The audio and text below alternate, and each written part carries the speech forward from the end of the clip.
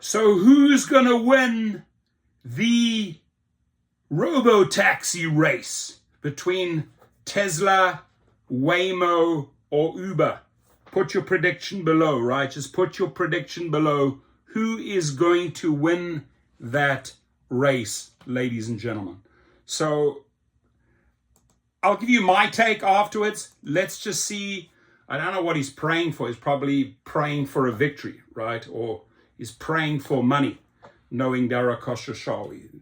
Bad guy. Probably the most hated CEO in the United States. So Tesla's Robotaxi day is almost here. The big Robotaxi launch is about to happen on Thursday. Tomorrow, Elon Musk will unveil a vision for a ride-sharing service powered by his company's autonomous vehicles. Now, those autonomous vehicles don't even fully work yet with Tesla, so I think they still have a long way to go. To me right now, before even diving in, I mean, Waymo seems to have some pretty decent technology. They just don't have the passengers and they don't have the ride-sharing platform, nor does Tesla actually. So his main competition on the technology front is Waymo, owned by Google parent Alphabet. On the ride-sharing side, Uber is the one to beat, right? So you got sort of this ride-sharing company up against two tech companies. So who's going to win? Who's going to win? You can put it right below. Let's jump in. Strangely, the company with no autonomous vehicles could prevail. Uber's flexible, inexpensive business model. Uber stopped developing driverless cars years ago. Instead, it redoubled its efforts to create a dense, two-sided marketplace of riders and drivers in the United States and several other countries. So they have a big advantage as far as the global network goes. It took well over a decade to get up to this scale. Today, consumers open the Uber app because they know there will be likely will be loads of cars nearby, right, to pick them up, and drivers come to Uber because they know there will be many riders waiting and willing to pay. Now, what Dara Khosrowshahi is hoping to do, that's forming these alliances in China, forming these alliances in Atlanta, Georgia, and Austin, Texas with Waymo, is that, it's like plug and play. Just plug in the AV vehicles. Hey, we have the passengers. Let's make it a win-win situation. But Tesla is saying, no, not so fast. Don't discount us. Don't count us out. We have this whole Robotaxi thing, and we're going to see the launch tomorrow. I'll make a video on it. Creating network effects like these is really difficult, but once they are established, they are very hard to compete with. This is reflected in Uber's market value, which stood at $160 billion this week, close to a record. The other benefit of running a marketplace is that you don't have to pay for much. Uber doesn't buy and maintain cars. It doesn't really employ drivers in most jurisdictions, and if demand drops, Uber's costs fall too, because it doesn't have to share as much revenue with drivers. Note at this point that LYFT hasn't even been mentioned, the second largest rideshare platform. So this flexible capital light business model works. In the second quarter, Uber generated 1.7 billion in free cash flow, right? Gouging from the riders, taking maximum earnings from the drivers. That's how they got there. Now, a Robotaxi future, ladies and gentlemen. What happens if Tesla and Waymo driverless cars replace human drivers? One scenario is that these companies build their own ride-sharing networks without having to share revenue with human drivers, right? So they want to eliminate the drivers. That's the long-term plan. In fact, Dara Khosrowshahi hopes to get there by 2025. They could offer cheaper rides and undercut Uber. This understates how expensive and complex it will be to run a huge autonomous ride-sharing fleet. It also undervalues Uber's existing network and its direct relationship with millions of users. When investors started worrying about this potential threat to Uber earlier this year, Bernstein analysts did a deep dive into the technology and the emerging business models. What they found is that running a robotaxi fleet is expensive and loses some of the attractive elements of Uber's approach.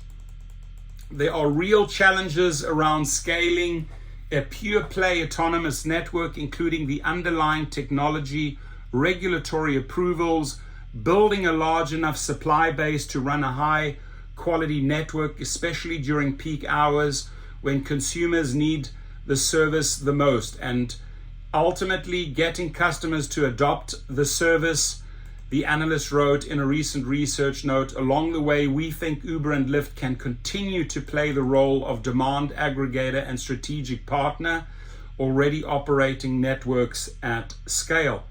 The fixed costs of robotaxi fleets. The Bernstein analyst estimated that about 350,000 to 400,000 robotaxi vehicles would be needed to effectively replace the current rideshare networks in the United States. That is nuts.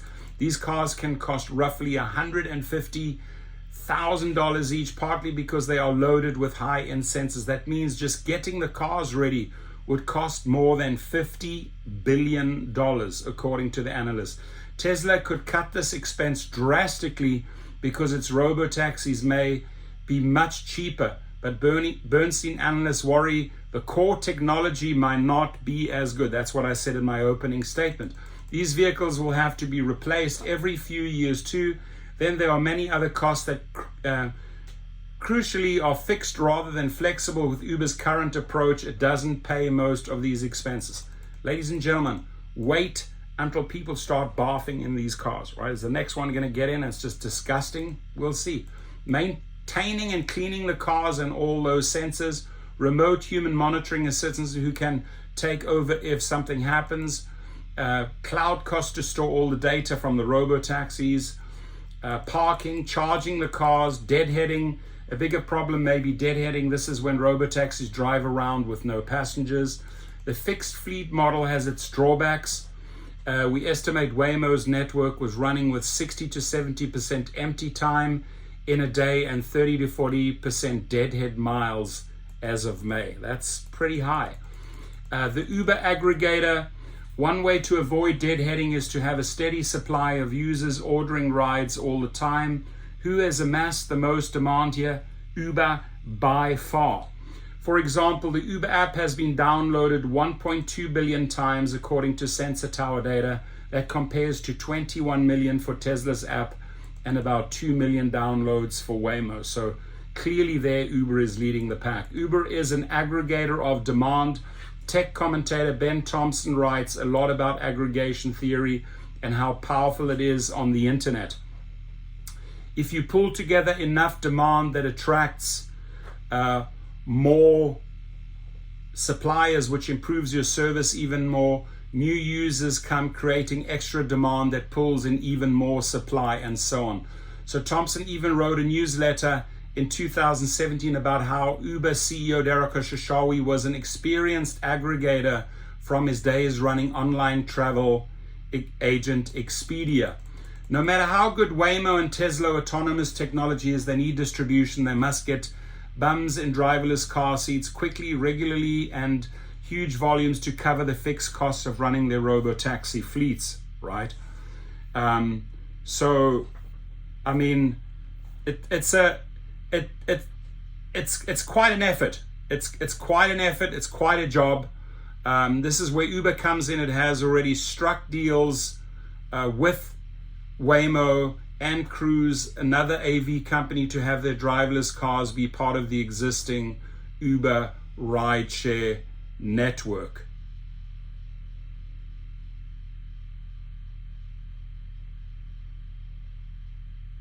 The rideshare platforms can be a valuable strategic partner for AV players given the challenges associated with scaling a network, Bernstein wrote. In particular, we believe that Uber offers valuable access to a large and active rideshare audience with an already scaled OpEx base. This can be a source for an incremental demand and more efficient network management. An unusual situation for Google. While Musk is used to dealing with inexpensive, complex hardware, this is pretty unusual situation for Alphabet. Google is probably the ultimate online aggregator. Its search engine aggregates most of the Western world's question and desires. When people type in a query, millions of online businesses jockey to provide the answer. Compare this to the Robotaxi situation, and the shoe is on the other foot. Waymo is doing all the hard work here. It owns the cars and develops all the sensors and other technology. It must pay to maintain a fleet. If anything goes wrong, Waymo is on the hook. Meanwhile, Uber is getting new supply to add its existing network. When this happens, the network usually becomes more useful and attracts even more users. For example, their relationship with the Chinese company. So leave your comments below. What do you think? Who do you think is going to win this race as a driver? I mean, you're driving for Uber. Obviously, you feel threatened by Tesla and Waymo. You might be driving a Tesla for Uber, but give us your feedback. I'd really be curious to hear what you have to say. Thank you.